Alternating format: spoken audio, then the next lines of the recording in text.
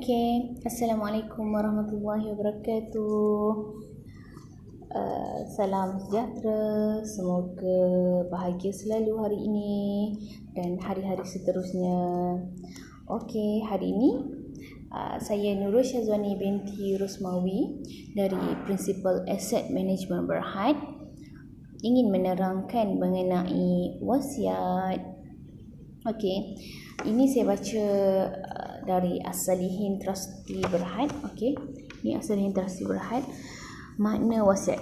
Okey, wasiat ni adalah pengakuan seseorang yang dibuat pada masa hayatnya ke atas harta atau manfaat untuk digunakan bagi tujuan kebajikan atau apa-apa tujuan yang dibenarkan oleh undang-undang Islam selepas kematiannya. Okey, waris utama untuk wasiat adalah suami ataupun isteri, anak-anak yang sah taraf, ibu bapa dengan syarat mereka adalah beragama Islam. Yang waris utama ni mesti beragama Islam. Okey, seterusnya golongan yang tidak dianggap sebagai waris yang layak mewarisi menurut Islam, iaitu anak angkat, anak tidak sah taraf, ibu bapa angkat. Okey, Islam membenarkan orang Islam menulis wasiat ke atas 1/3 daripada hartanya kepada waris bukan faraid, sama ada mereka Islam ataupun tidak, atau untuk kebajikan asalkan ia menepati syariah. Orang Islam yang mempunyai harta yang mahu memberi manfaat kepada yang berikut, contohnya adalah nak beri kepada cucu, nak beri kepada anak angkat, nak beri kepada kawan baik, nak beri kepada ahli keluarga bukan Islam. Mungkin sebelum ni dia beragama lain, tapi dia dah convert, dia dah masuk Islam, tapi dia nak bagi juga harta dia kepada waris yang bukan Islam tu, contohnya ibu, contohnya adik-beradik, bapa dia. Boleh buat wasiat. Ataupun anak yang bukan Islam daripada perkahwinan terdahulu, contohnya anak yang bukan Islam. Okey, nak bagi kepada masjid, nak bagi pada badan-badan amal dan hospital, boleh tulis wasiat dekat As-Salihin Trustee Berhad. InsyaAllah kami boleh uruskannya. Okey, saya nak terangkan sedikit mengenai bahagian pewarisan. Okey, bahagian pewarisan ni macam secara simple je saya akan terangkan.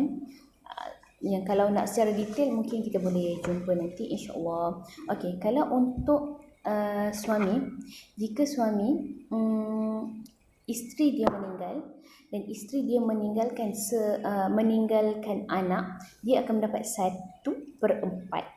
1/4 jika si mati meninggalkan anak atau cucu daripada anak lelaki ke bawah. Okey, kalau si mati tidak meninggalkan anak, okey, dia mendapat 1/2. Jika si mati tidak meninggalkan anak ataupun cucu daripada anak lelaki ke bawah, dia akan mendapat 1/2 daripada harta yang ditinggalkan oleh isterinya. Okey, untuk isteri pula, bahagian isteri mendapat 1/8 jika si mati tu suami meninggalkan anak ataupun cucu daripada anak lelaki ke bawah. Okey, 1/4 jika si mati tidak meninggalkan anak ataupun cucu daripada anak lelaki ke bawah. Okey, ada yang tanya, kalau ada madu macam mana? Kalau ada madu, kalau seorang isteri 1/8, kalau ada dua madu, ada dua orang isteri, iaitu kena bahagi dengan 2. Seorang isteri mendapat 1/16.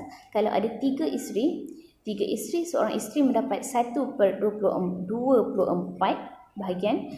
Dan jika ada 4 isteri, seorang isteri tu mendapat 1/32 bahagian. Maknanya dia akan bahagi-bahagikan mengikut 1/8 tu bahagi berapa orang isteri yang suami tu ada. Okey, kalau untuk bahagian ibu bapa, kalau untuk ibu ni 1/6 jika si mati 1/6 jika si mati tu anak lah, tak kira anak lelaki ataupun perempuan, si mati tu meninggalkan anak ataupun cucu daripada anak lelaki ke bawah, ataupun dia mempunyai lebih daripada seorang saudara. Seorang saudara ni contohnya dia ada seorang lagi dan ada seorang lagi saudara. Maknanya bukan dia dan saudara dia seorang je. Maknanya lebih daripada seorang lah saudara dia. Dia ada 3 lebih kurang. 3, lebih daripada 3 saudara. Maknanya adik-beradik dia ada 3 orang. Maknanya kat sini 1/6 jika si mati meninggalkan anak ataupun cucu daripada anak lelaki ke bawah, ataupun mempunyai lebih daripada seorang saudara. Maknanya dia ada 2, ada 3, ada 4, ada lebih daripada seorang saudara.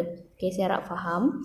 Okay, 1/3 jika si mati tidak meninggalkan anak ataupun cucu daripada anak lelaki ke bawah, ataupun mempunyai seorang saudara sahaja. Maknanya dia ada 2 orang adik-beradik saja. Kalau ada 2 orang adik-beradik, contohnya dia meninggal, dia ada seorang je adik-beradik, maknanya ibu dia mendapat portion 1/3. Okey, 1/3 baki jika si mati meninggalkan suami ataupun isteri dan bapa sahaja. Jika si mati ni, contohnya si mati adalah lelaki meninggalkan isteri dan bapa sahaja. Jika ada isteri dan bapa sahaja, maka dia mendapat 1/3 baki. Untuk bahagian bapa pula mendapat 1/6 jika si mati tu si anak meninggalkan anak ataupun cucu daripada anak lelaki ke bawah. Asobah ni adalah baki harta pusaka. Jika si mati tidak meninggalkan anak ataupun cucu daripada anak lelaki ke bawah. Asobah tambah dengan 1/6 jika si mati meninggalkan anak perempuan sahaja. Okey. Untuk bahagian anak pula, kalau anak lelaki asobah jika si mati meninggalkan seorang sahaja anak lelaki. Kalau ada seorang je anak lelaki, maka anak lelaki itu mendapat nilai asobah. Kalau untuk asobah sama rata pula, jika si mati meninggalkan lebih daripada seorang anak lelaki. Kalau ada 3, 4, 5, 6 anak lelaki, maka asobah ni dibahagi sama rata. Okey, asobah 2/1 jika ada anak lelaki dan anak perempuan. Okey, kalau untuk anak perempuan pula, kalau anak perempuan, si mati ni hanya meninggalkan anak perempuan saja. Anak perempuan seorang hanya mendapat 1/2 bahagian. Okey, kalau untuk anak perempuan ramai anak perempuan, lebih daripada seorang anak perempuan, iaitu 2/3 sama rata. Maknanya contohnya ada lebih daripada seorang, ada 2 ataupun 3 ataupun 4 anak perempuan, yang harta 2/3 ibu bapa yang tinggal itu dibahagikan sama rata kepada anak-anak perempuan setelah dibahagikan bahagian faraid untuk orang-orang waris-waris yang layak. Okey, untuk asobah sama rata, asobah 2/1 jika meninggalkan anak lelaki dan perempuan, sama macam anak lelaki tadi. Itulah serba sedikit bahagian pewarisan. Jika ada siapa-siapa yang ingin saya kirakan bahagian pewarisan, boleh kontak saya di talian 011 2555 1269. Okey, saya sudahi dahulu hari ini. Saya Nurul Syazwani binti Rosmawi, konsultan keuangan anda.